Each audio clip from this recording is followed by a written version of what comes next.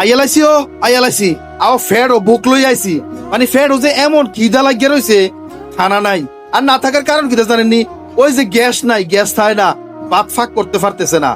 যার কারণে এই ফেডে খিদা লইয়া আইয়ে ভিডিওটা করতাম বইয়ালাইছি আর ভিডিওটা করতাম আইয়ে গুরুত্বপূর্ণ কথা লই আইছি এটা হলো বাংলাদেশে যেই পরিমাণ জ্বালানি সংকট আহারে কত শরমে ও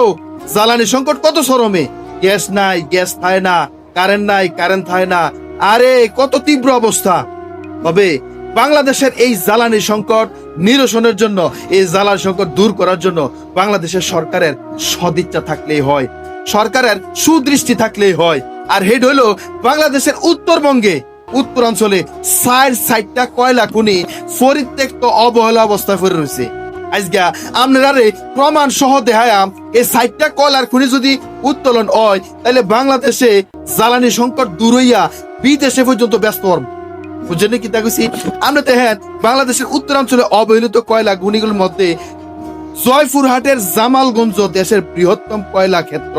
এছাড়া দিঘিপাড়া ফুলবাড়ি খালাসপীর ও দিঘিপাড়া অঞ্চলে বিশাল কয়লার মজুদ রয়েছে যা বিশাল অর্থনৈতিক সম্ভাবনা তৈরি করলেও দীর্ঘ সময়ে কার্যকরভাবে উত্তোলন করা হয়নি উত্তরাঞ্চলের প্রধান কয়লা খনিগুলোর মধ্যে বর্তমান অবস্থা হলো ১ নম্বরে আছে জামালগঞ্জ কয়লা খনি যেটা জয়পুরহাটে মজুদ আছে আনুমানিক ১০৫ কোটি থেকে ৫৫০ কোটি টন কয়লা ওখানে মজুদ আছে দেখছেন নি এটি উড়াইলে আমরা কোন জ্বালানি সংকট থাকবো কোনোদিনও থাকতো না দেখেন অবস্থা রইল এটি দেশের গভীরতম অর্থাৎ ১০৫৪ মিটার গভীরে এবং বৃহত্তম কয়লা ক্ষেত্রে ১৯৬২ সালে আবিষ্কৃত হলেও উত্তোলন পদ্ধতি জটিল ও ব্যয়বহুল হওয়ায় খনিটি দীর্ঘদিন ধরে অবহেলিত রয়েছে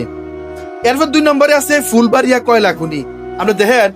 এখানে মজুদ আছে ৫৭ কোটি ২০ লাখ টন কয়লা ওখানে মজুদ আছে দেখছেন এই তথ্যটাও বাইর করেছে যে কতলা এনো আছে অবস্থান হলো ১৯৯৭ সালে আবিষ্কৃত এই খনির কয়লা অত্যন্ত উন্নত মানের মুক্ত পদ্ধতিতে উত্তোলনের প্রস্তাব করা হলেও স্থানীয়ভাবে তীব্র প্রতিবাদ ও পরিবেশগত ঝুঁকির কারণে এটি আলোর মুখ দেখেনি দেখছেন এর ৩ নম্বরে আছে খালাসপীর কয়লা খনি এটা রংপুরে এটার বর্তমান মজুদ আছে ৬৮ কোটি টন কয়লা ওখানে মজুদ আছে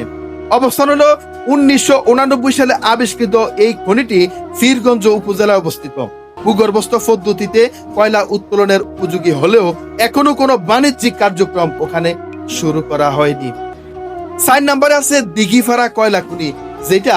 দিনাজপুরে মজুদ আছে ৭০ কোটি ৬০ লাখ টন কয়লা ওখানে মজুদ আছে অবস্থান হলো ৯০-এর দশকে আবিষ্কৃত হলেও অবহেলিত কয়লা উত্তোলনের জন্য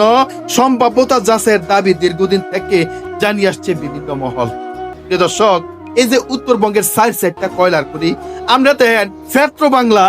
এখানে কোন খনিটার ভিতরে কি পরিমাণ কয়লা আছে তারা এইটা যাচাই বাছাই করিয়া একেবারে আবিষ্কার করেছে যে এটার ভিতরে এই পরিমাণ এটার ভিতরে এই পরিমাণ এটার ভিতরে এই পরিমাণ ওইটার ভিতরে এই পরিমাণ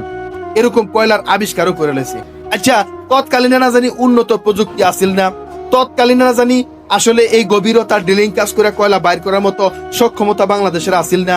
এখন আমরা বাংলাদেশি কোন দিক দিয়ে ফিসাই আছি আচ্ছা কোন দিক দিয়ে আমরা ফিসে আছি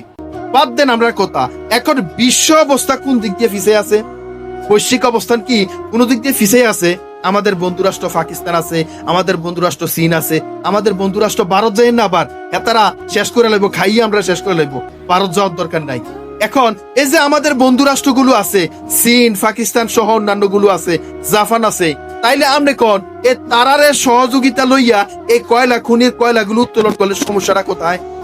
কোথাও তো সমস্যা থাকার কথা না কয়লা উত্তোলন করা যায় সম্ভব প্রিয় দর্শক আমাদের বাংলাদেশের আফামর জনতার ভাগ্য উন্নয়নের জন্য মানুষের ভাগ্য উন্নয়নের জন্য বাংলাদেশের উন্নয়ন শিখরে নেওয়ার জন্য বাংলাদেশের অর্থনৈতিক অবস্থাকে ডেভেলপে নিয়ে যাওয়ার জন্য আসলে এই কয়লা খনিগুলো উত্তোলন করা একেবারে জরুরি প্রিয় দর্শক ভিডিওটা এমন ভাবে শেয়ার করেন যাতে একেবারে সরকারি পর্যায়ে সরকারি বাণিজ্য মন্ত্রণালয় থেকে শুরু করে সকল মন্ত্রণালয়ের সবার চোখের সামনে যায় পড়ে ভিডিওটা এমন ভাবে শেয়ার করেন আসলে সরকার বিভিন্ন কিছু নিয়ে ব্যস্ত থাকে কিন্তু এই খনিজ পদার্থ উত্তোলনের কাজে ব্যস্ত হয় না প্রিয় দর্শক ভিডিওটা শেয়ার করেন।